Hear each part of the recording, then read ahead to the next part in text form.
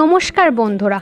তো আজকে যেটা দেখাবো সেটা হচ্ছে একদম অল্প সময়ে একটা সুস্বাদু খাবার রান্না করে ফেলা। হ্যাঁ, দেখো, তোমরা তো বরবটি ভাজা, বরবটি চচ্চড়ি খেয়েছো, কিন্তু এটা দেখো, এটা হচ্ছে বরবটি বাটা। বরবটিটাকে কুচু কুচু করে কেটে নিয়ে মিক্সার মেশিনে দিয়ে তার মধ্যে ঝাল দিয়ে, টমেটো দিয়ে আর একটু পোস্ত দিয়ে সেটাকে বেটে নেবে। তারপরে কড়াইয়ে তেল দিয়ে তার মধ্যে দুটো শুকনো ঝাল আর কালো জিরে দিয়ে নেবে। তারপরে একটু ভালো করে নাড়িয়ে নেবে। নাড়িয়ে যে বরবটিটা বেটে রেখেছিলাম না, ওটা দিয়ে দেবো।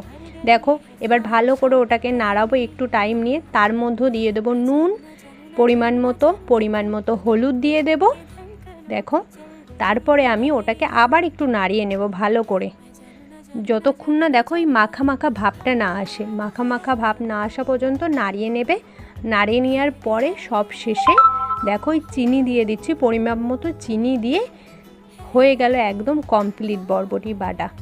আর এই দিয়ে এক থালা গরম গরম ভাত তো খাওয়া হয়েই যাবে। তাহলে ভাবছো কি, তাড়াতাড়ি ট্রাই করো।